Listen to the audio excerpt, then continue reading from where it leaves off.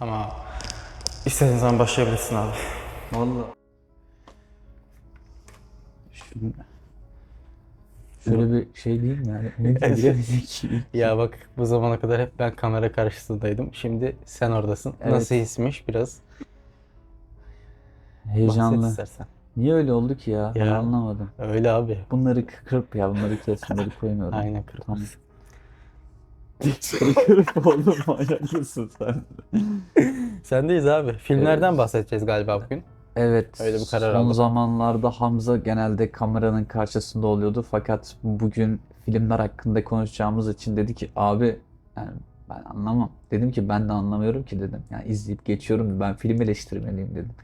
Rastgele anlat işte dedim. O da dedi ki yok abi sen olurdun olmazdın derken kabul etmenin biraz boğuştuk ve kendimi burada buldum. Evet. Böyle.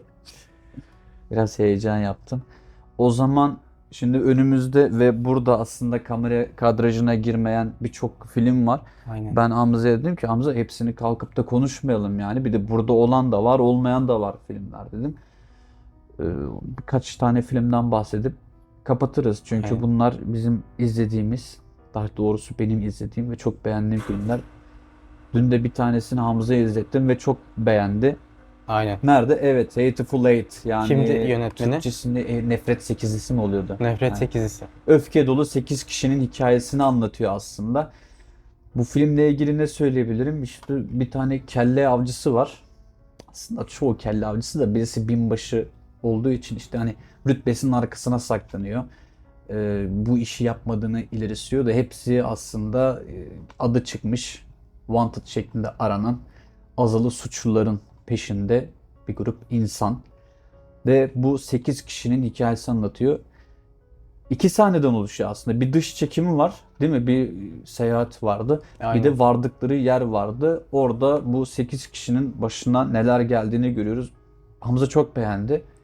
Ben zaten beğeniyordum bu filmi. Film chapter chapter gidiyor, bölüm bölüm. 6 bölümden oluşuyordu veya 5'ti galiba. Tam hatırlayamadım şimdi ama.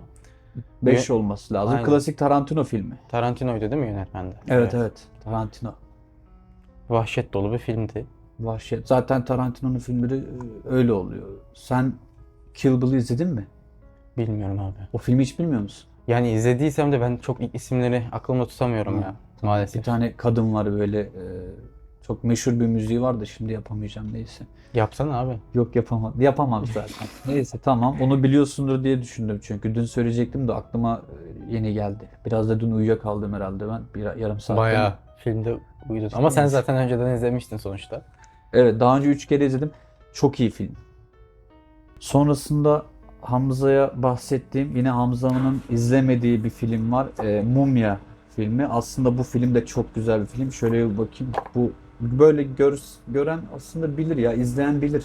Yani çünkü bu bayağı da eski bir film. Adamın topladıkları şeylere bak ya. Koleksiyoncu adam ya. Bilirsin. İşte izleyenler bilir. Bu da çok güzel bir film. Biraz macera. İşte Mısır'da geçiyor. Bir tane mumya var işte. Adını unuttum. İmhotep sanırım. Evet. Ters koydu. Ha böyle de oluyormuş. Aa evet. İyi bari bizi utandırmadı.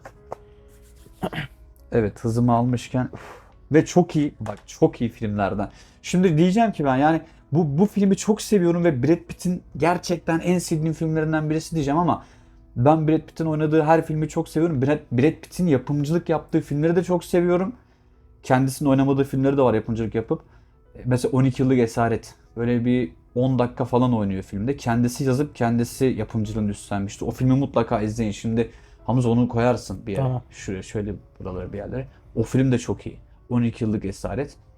Hikayesini anlat diyeceksiniz ama ben filmi izliyorum ama ne izlediğimi de çok iyi biliyorum. Fakat hikayesini anlatmakta biraz zorluk çekiyorum. Mesela bana deseler ki arka sokakları bize anlatır mısın? Ne bileyim bir grup polis var işte suçları işte. Hani ne anlatabilirim ki bilmiyorum. Yani bana kalk deseler ki Mesut'un hikayesi anlat. Bilemem. Kazanma sanat. Brad Pitt bir teknik direktör diyebiliriz herhalde ya beyzbol takımı ama evet bence de kelime anlamı olarak söyleyebiliriz. Vasat bir takım, vasat bir kadrodan oluşuyor ve bu takımı bir yere getirmeye çalışıyorlar. Adam etmeye çalışıyorlar. Aslında biraz da motivasyon filmi yani motivational movie diyebiliriz aslında. O meşhur sahneyi de ben koyarım yine. Vardı ya bir sahnesi. Her Takımı azarlıyor. sahnesi, şu kaybettiklerinden Aynen. sonra dans ediyorlar falan. Aynen. Ha, evet evet.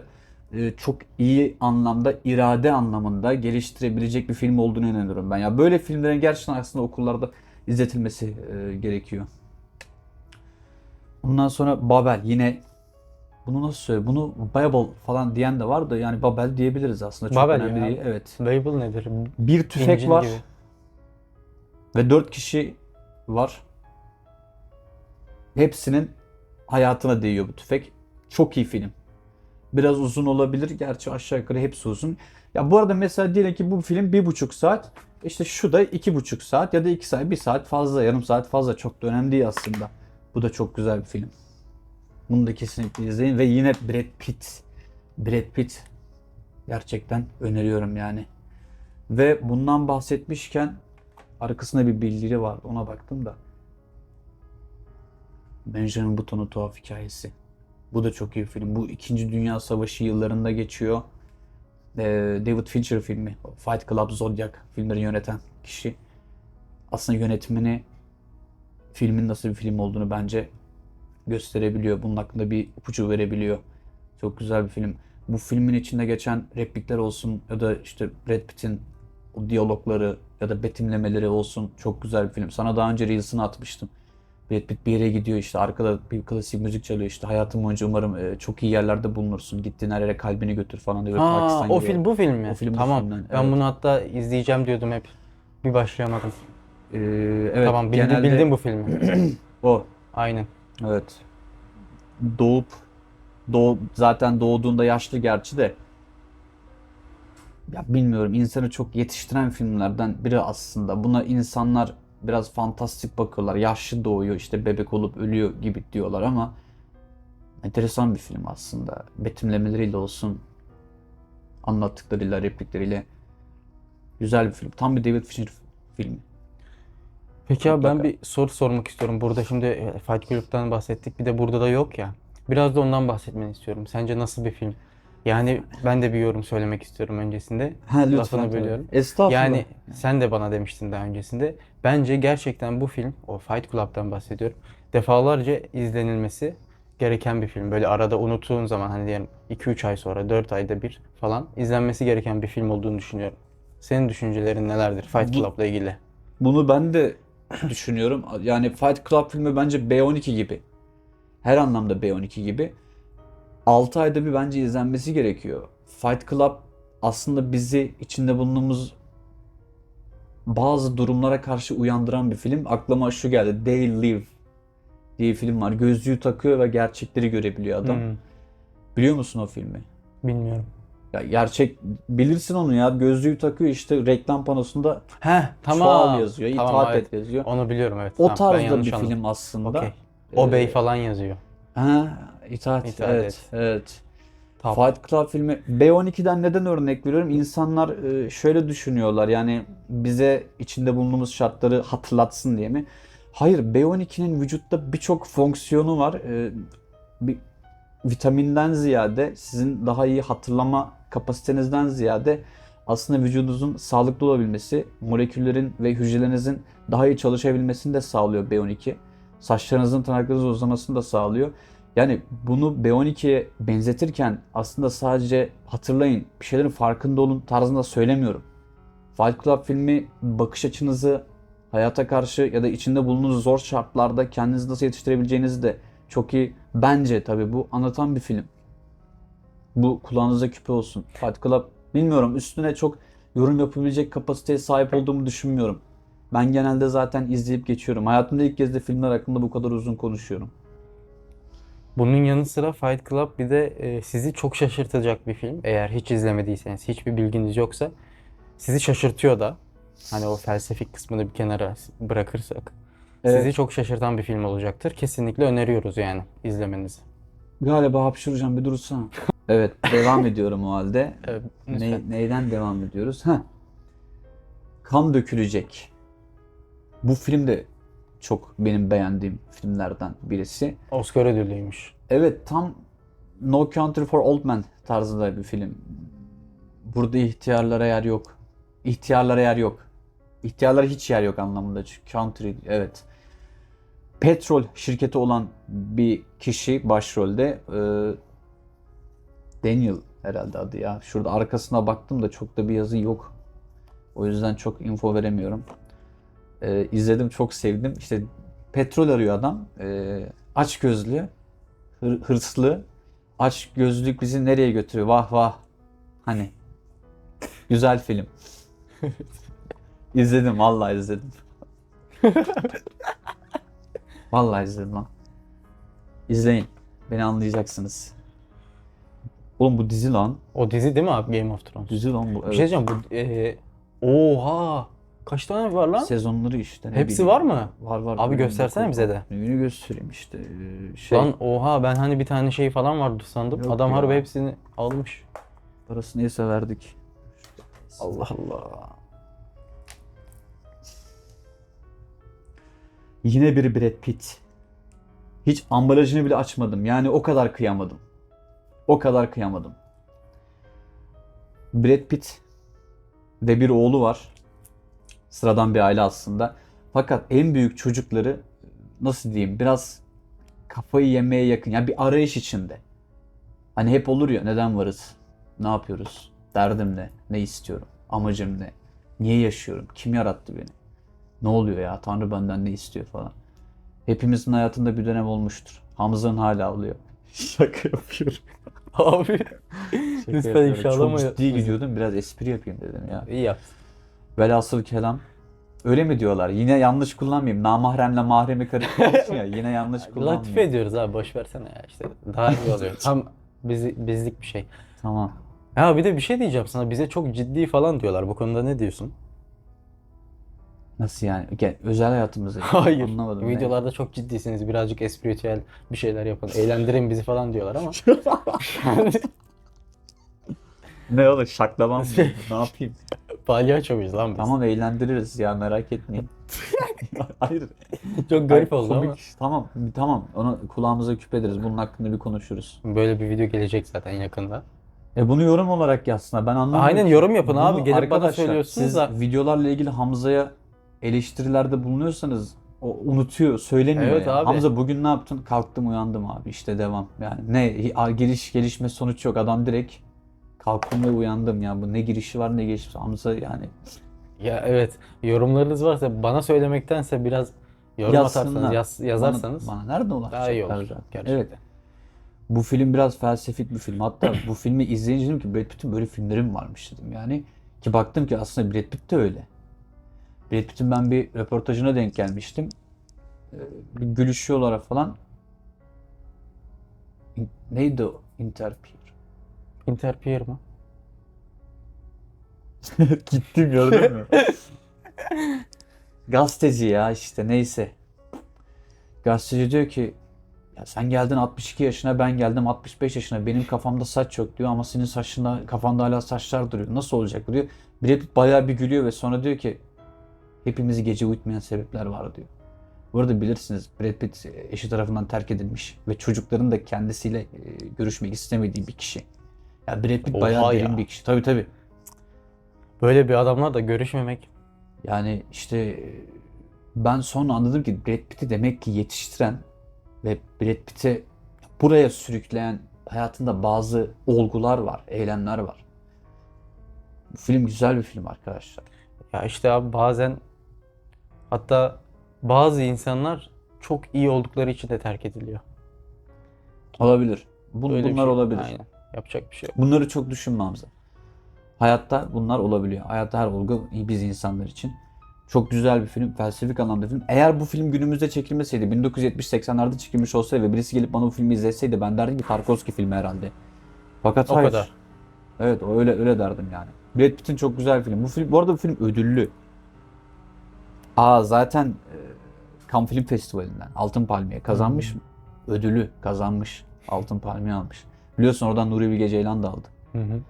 Bir yönetmen daha vardı. O da aldı da onu pek Türk o da ama pek haz etmiyorum ondan. Her neyse. Pulp Fiction. Bunu herkes demiştir. Bak, bunu sinemayı seven, filmleri seven, Tarantino filmlerini seven her insan izlemiştir. Tarantino'yu sevmeyen insanlar da var. Ben de pek sevmiyorum bu arada Tarantino'yu. Ama filmleri gerçekten çok güzel. Bu filmi de arkadaşlar mutlaka izleyin. Bir ara bunu da izleyelim. Bu film çok güzel gerçekten. Harika bir film bu da. Çok güzel. Bunu kesin izlememiz lazım. Bu akın 5 kişilik bir ekibimiz var. Brad Pitt, yine Brad Pitt, yani inanılmaz ya. İnanılmaz güzel bir savaş. Biraz tabii ki abartılı. Her Amerikan filminin, savaş filminin olduğu gibi biraz abartılı.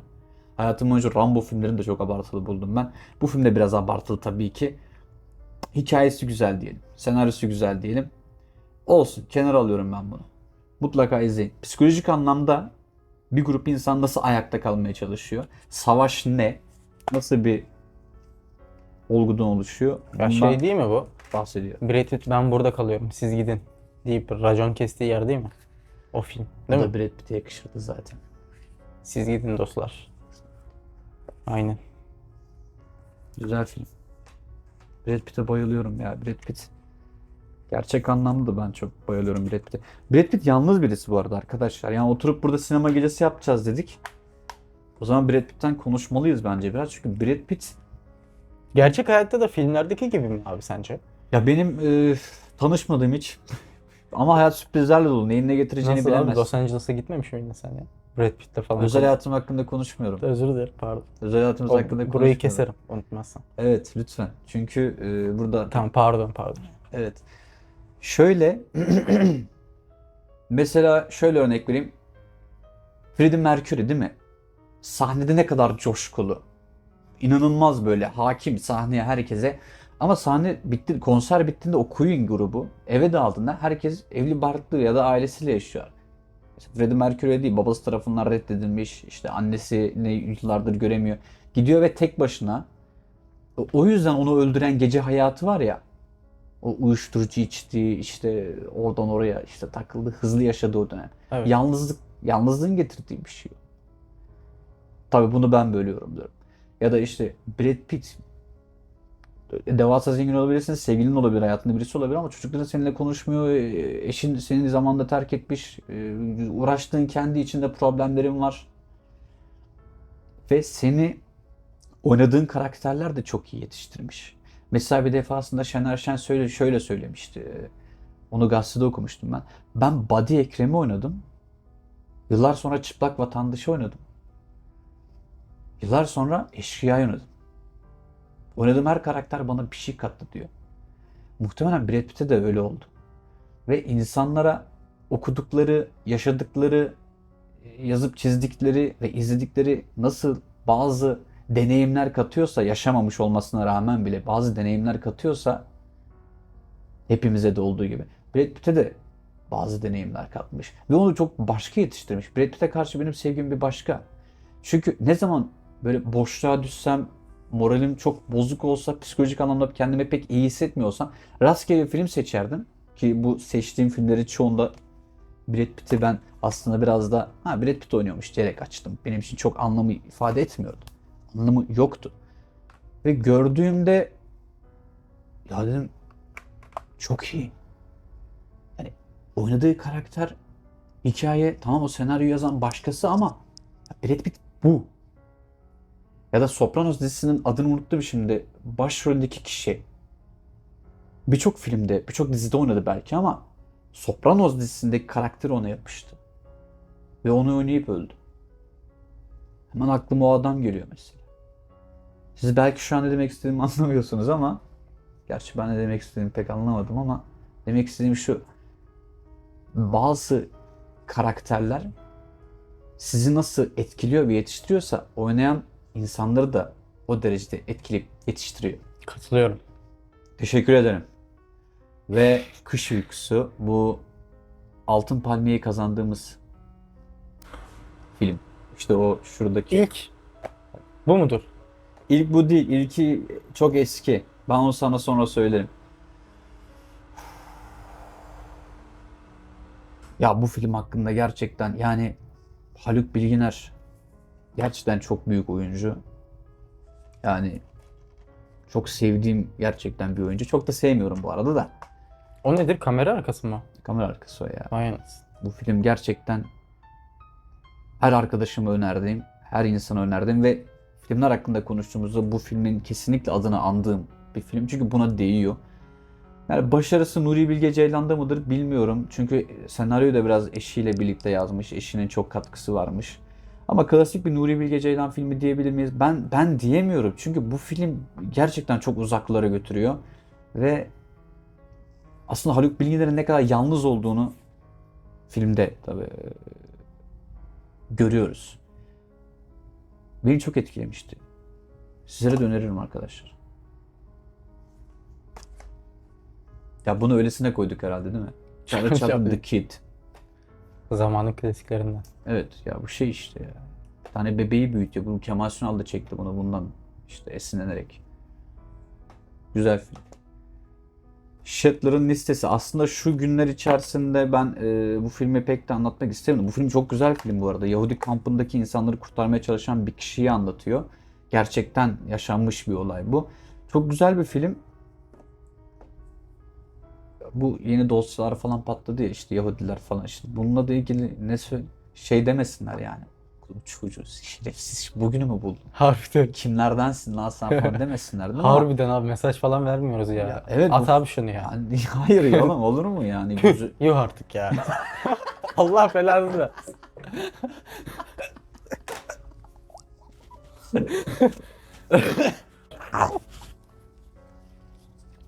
Neyse ya. Eyvallah. Çok bahsetmeyelim abi onu.